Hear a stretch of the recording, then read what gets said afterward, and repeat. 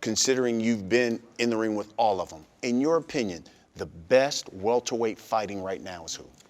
The best welterweight fighting right now has to be Terence Crawford.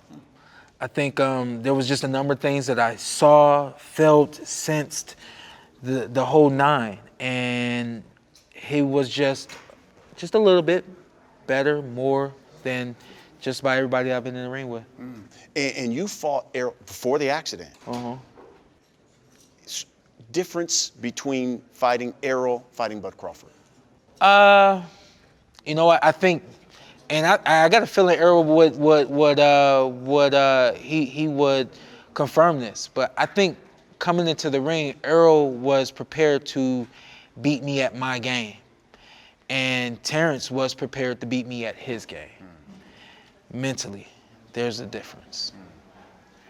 If Errol could do it again, I think he'd do it a little differently. Outcome may not even be the same, but I think he would at least try to do it a little differently. Getting in the ring with Terence again, he's gonna do exactly what he did, the way he did it. That's the difference between those two. And if anything, Errol's learned from that. Everybody in the world wants to see them fight. Do you believe it will be an explosive fight? Yeah, absolutely. Absolutely. Terence Crawford versus Errol Spence will be an explosion. I can guarantee it. Because, again, going back to the mentality, Errol likes to be a commander-in-chief, likes to control the ring, likes to do what he wants to do. Against me, he chose to try to beat me at my own game. Terence, I'm coming in the ring. This is what I'm going to do. Stop me. You got two guys saying stop me. You can't beat that. You know what I mean? Especially when you got the speed and the movement and the power and the strength. All the intangibles that it takes to be a boxer. You got both sides of the ring can do it. You know what I mean? And we don't get that very often. It kind of, I get a sense that you think Bud Crawford has the advantage as of right now. Your fight against Bud Crawford was all action. Yeah. And let's be honest, there were some people who had you up. Yeah. At the time of the stoppage. Yeah. When you look back on it, anything you would have done differently? Yep. Yeah. People for a long time saying my fight was razor thin with Keith Thurman. Was there anything you would have done differently?